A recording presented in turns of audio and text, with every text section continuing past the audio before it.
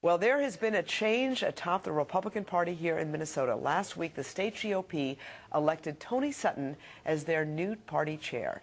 And Tony Sutton joins us now to talk about the challenges he faces ahead and that the party faces ahead with Barack Obama in the White House, with Governor Tim Pawlenty deciding not to run for a third term, and in general, a tough climate for Republicans nationwide. Thank you so much for coming in. Well, thank you for having me on this morning. Let me ask you first of all about something that is kind of brewing out there, a lot of scuttlebutt about whether Norm Coleman will in fact not take his case to federal court if in fact the Minnesota Supreme Court rules against him. That ruling could come as soon as this week.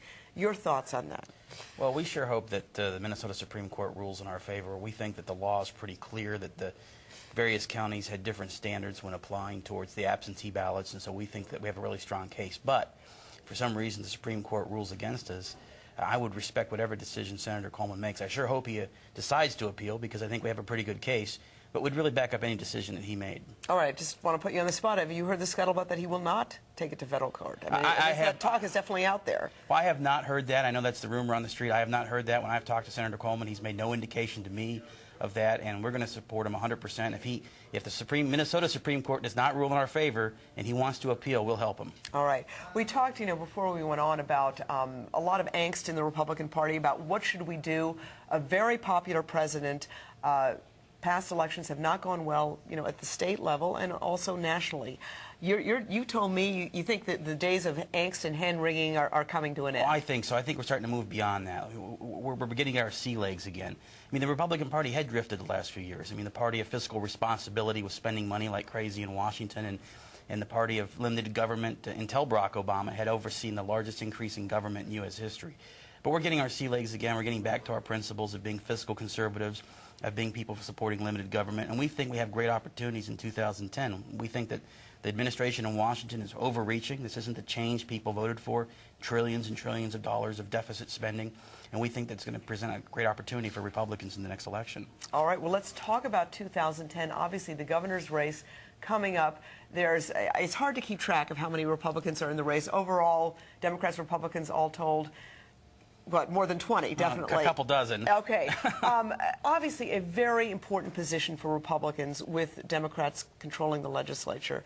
Your thoughts about that race, and you got a lot of candidates that a lot of people, frankly, have not heard of. Well, right now, the governorship is critically important, with the Democrats having such large majorities in the House and the Senate. And the governor's veto pen is the only thing standing between what they want to do and common sense in Minnesota. So it is important to us. We have, I think, a good stable of candidates. I'm confident that any one of our folks, if they get endorsed, can be elected. It's interesting. The Democrats have not elected a governor since Rudy Perpich won in 1986. A long time. I think there's a reason for that. I think Minnesotans respect the conservative leadership of Governor Pawlenty, the fiscally responsible leadership. Governor Pawlenty was leading when the Democrats couldn't, as far as balancing the budget, and Republicans will continue to do that if we hold the governorship. All right. One of the candidates that's mentioned as a possibility, he has not commented directly, Congressman Jim Ramstad, an enormously popular congressman. One of the issues with Congressman Ramstad, though, is a lot of Republicans think he's too liberal, that he could never get the nomination. What about that issue, that on social issues there are some people who say the Republican Party is just going to have to change if they want to broaden their base, especially for young people? Well, I just think that that's the talk about Republican Party having to somehow change our core principles is a red herring.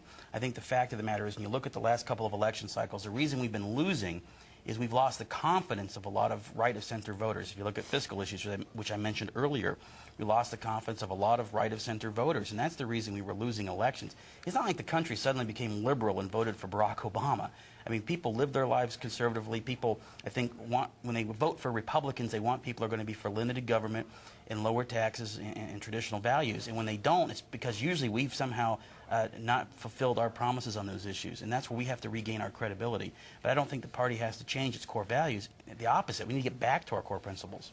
All right. Well, Tony Sutton, the new chair of the state Republican Party, thank you so much for coming in, and congratulations on your election.